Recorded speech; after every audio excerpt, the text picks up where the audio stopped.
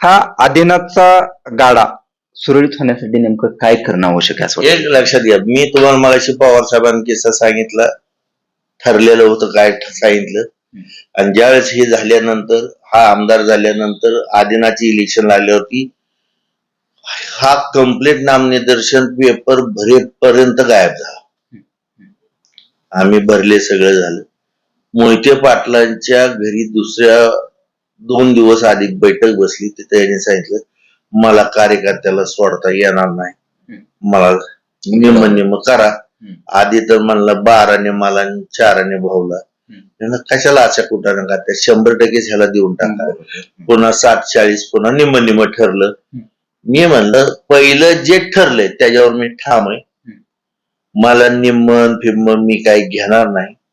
आणि मला काय बेअक्कल लोकांशी काम करायची सवय नाही. मला शहाण्याचा चाकर व्हायची सवय, येड्याचा मालक मी पैच्या भानगडीत पडत नाही. हा कारखाना त्याला देऊन टाका.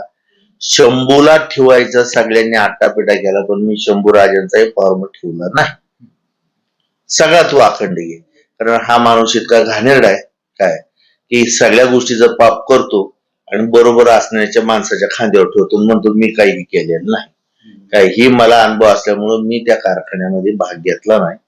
आणि हा कारखाना आता सध्या आपल्या शेजारचाच तालुका पश्चिमेचा, तिथले दिग्गज नेते घेत आहेत. आज 350 कोटी रुपये कर्ज आहे. एमएससी बँकेचं, एनसीडीसीचं आहे. बाकीच्या बऱ्याचशा बँक ऑफ इंडिया, आयसीआयसी बँक, या सगळ्या बँकेचे खडा सुद्धा त्याचा शिल्लक नाही.